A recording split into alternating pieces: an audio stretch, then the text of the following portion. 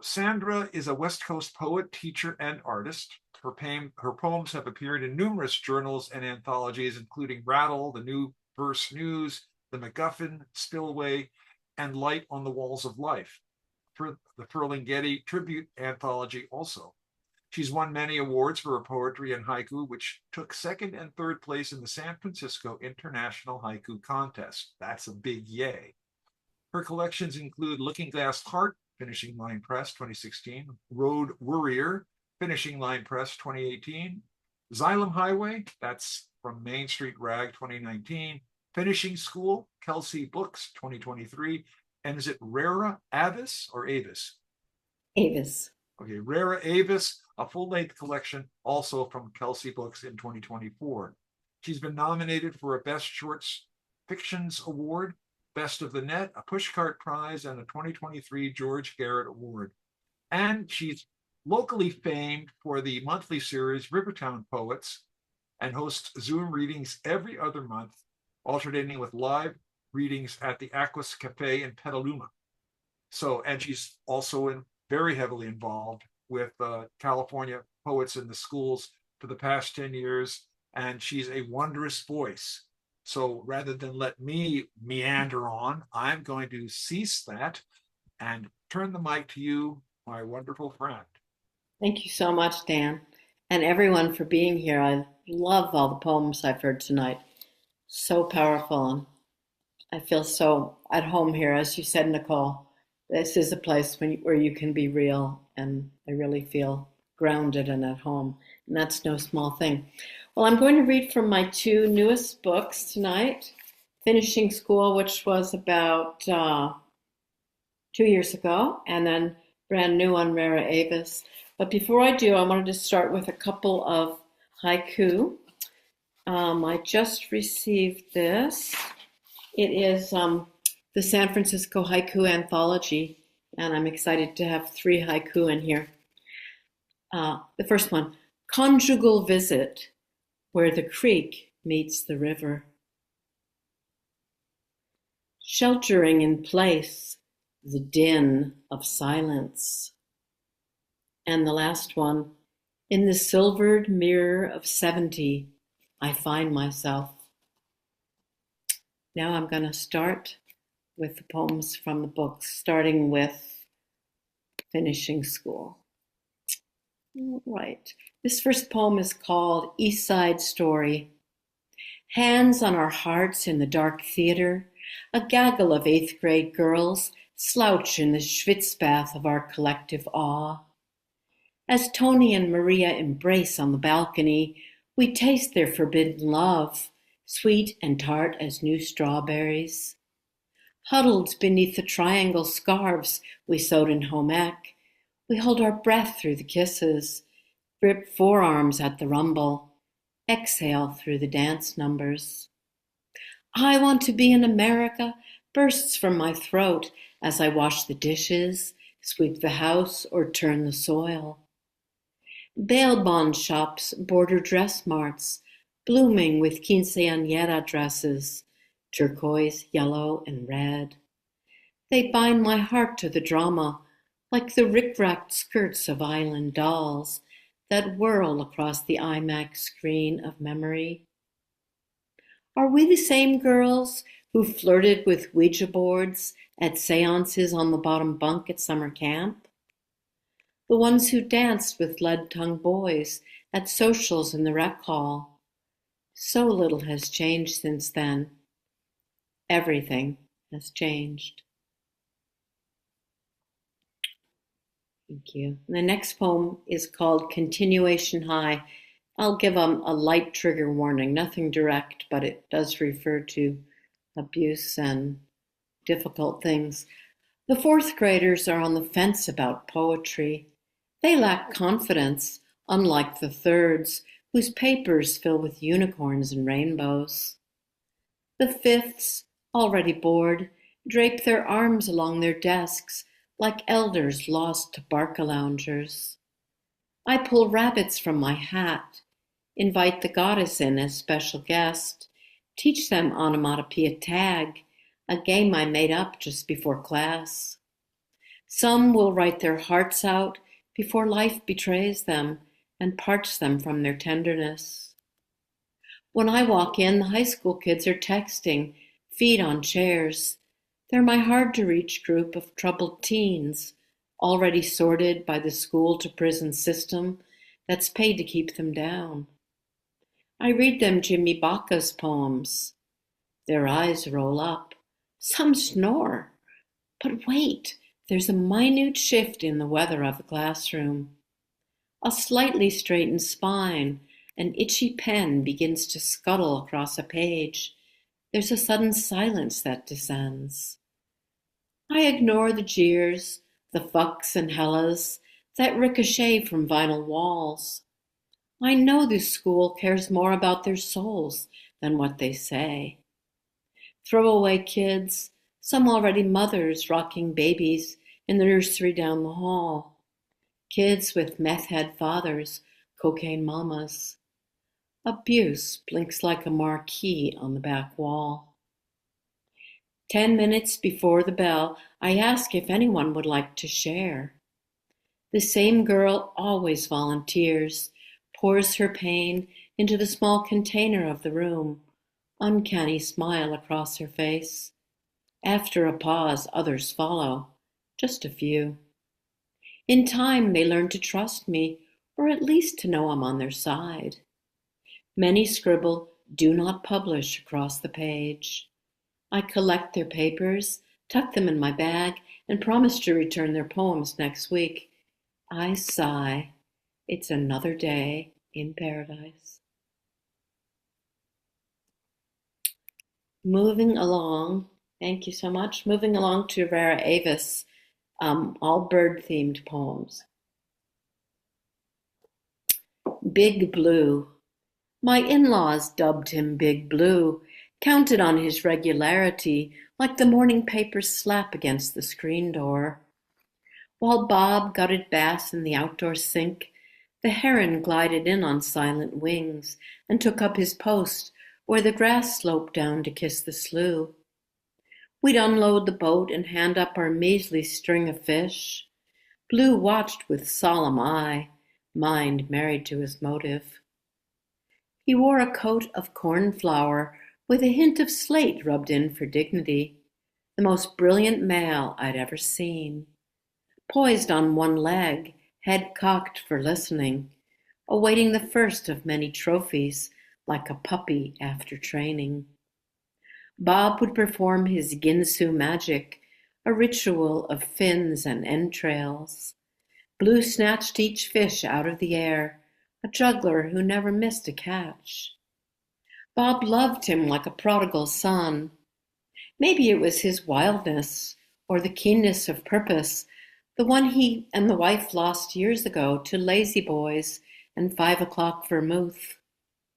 She grew up on a Kentucky dairy. A photo with a painted backdrop's all that's left. Brother's rifle laid across his knee, cradled like a lover. Mother with her Bible, the children splayed like poker hands along the peeling picket fence. I'd track the progress of a fish head as it slithered down Blue's 2-foot neck and disappeared into his belly, like my father's casket riding on hydraulics down to a watery grave.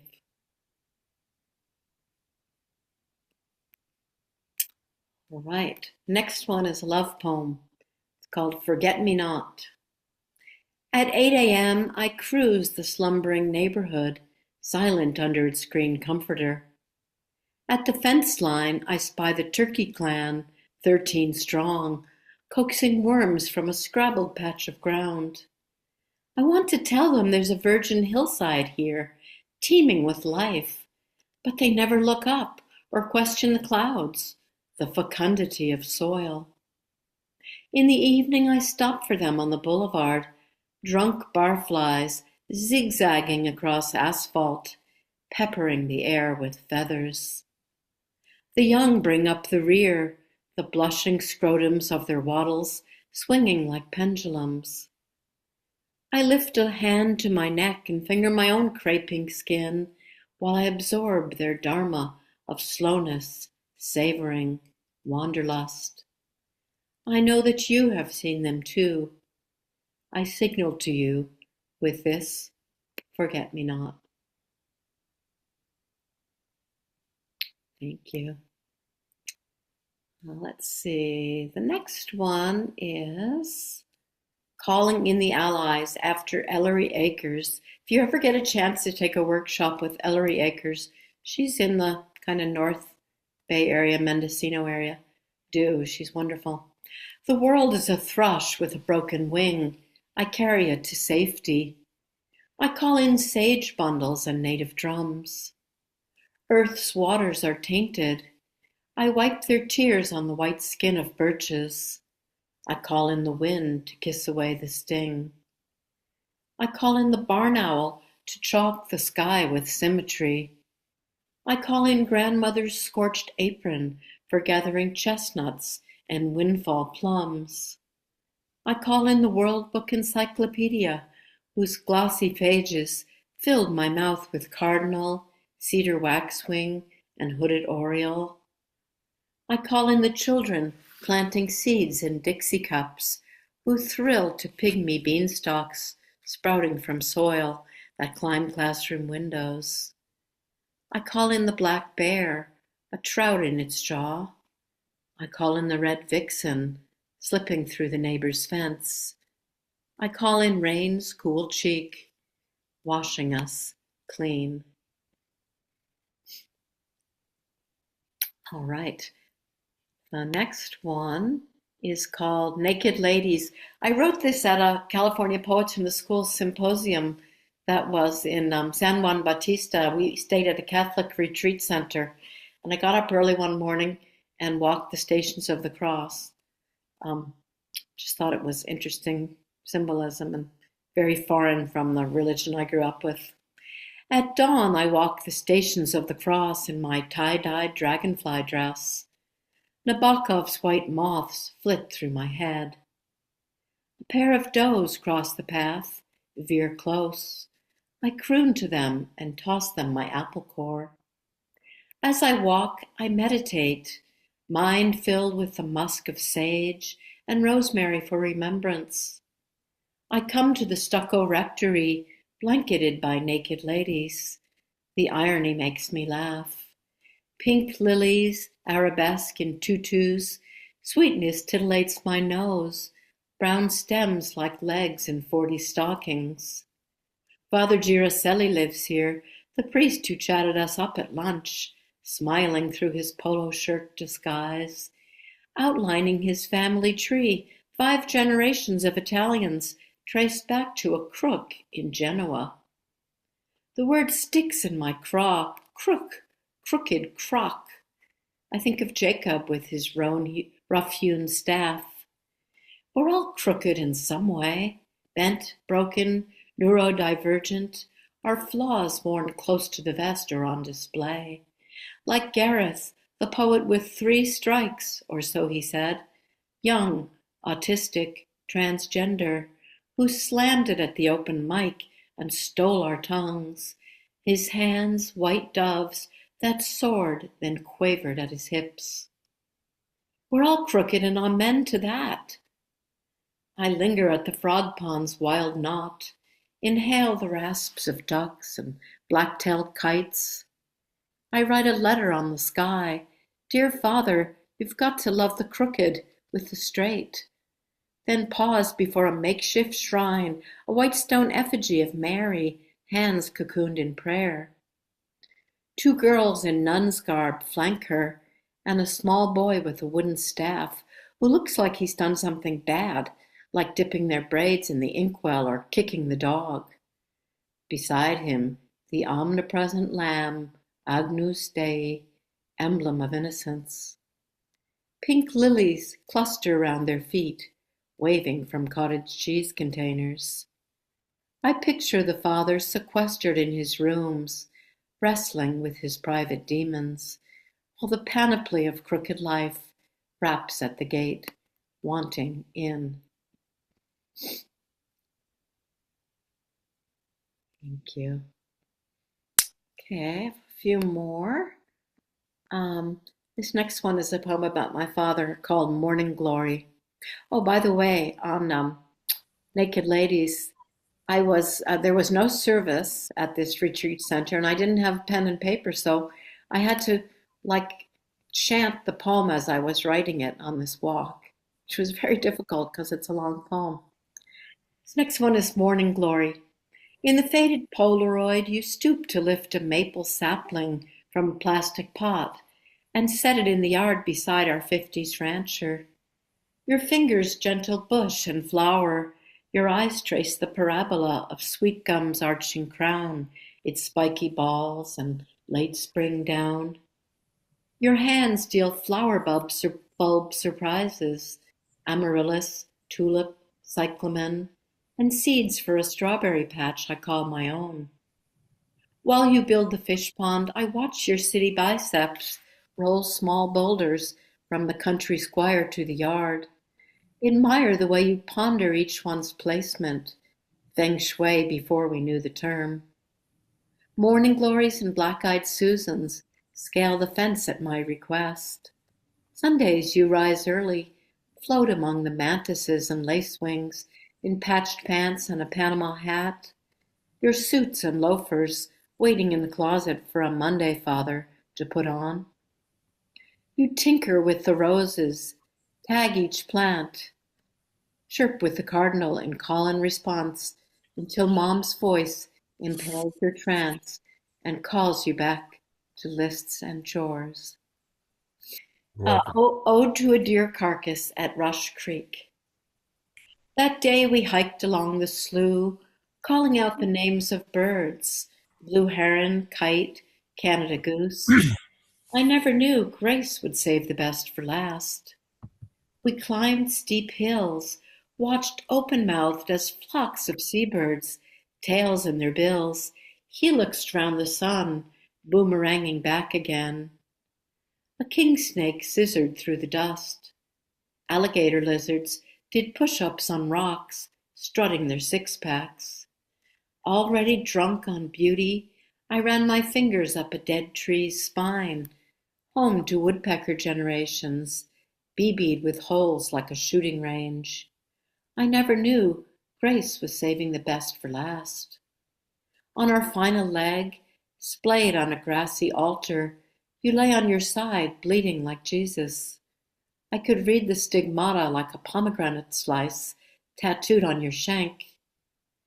Twin priests dipped their lusty beaks into your open chalice, stooping to drink your holy wine, the black feathers of their vestments lifting in the light wind. I wanted to stop their feeding long enough to close your eyes. Already I missed your thick hooves clomping over asphalt, your lightning leap over the stone fence. Oh, lucky me! I got to bless your body in its ripest suit of flesh. A life of forage, shut and bound, like an ancient tome, where pressed between thick leather covers, Grace had already penned your obituary. Oh, it's always a hard one to read. And the very last one is a dream poem. I write lots of dream poems. What I Learned by Moonlight. I have walked the world for generations. The dead cycle through, pop up in subways and alleys. Sometimes I greet them, escalator angels who ascend as I ride down. Just yesterday I hailed my mother in the park to tell her about the new bakery downtown. I am often lost or late for something. Hummingbirds play ring-a-rosy round my head. Children trust me. They climb into my lap for comfort or stories. Sometimes I'm punished, though I don't know why. Obstacles crowd my path. With great effort I push through them. I have 5 cars, all shoddy but drivable, and I can't find them, yet I know they're parked on nearby streets. All my houses have elegant bones and hidden theaters, but beg for paint. Talismans glitter from bony branches, catching moonlight. I can heal a wound by closing my eyes and holding my breath for 8 seconds. I seldom fall, but drift through space on pillowed currents. I'm flanked by my small tribe, a ragtag band. On the best nights, I fly. Thank you so much for listening.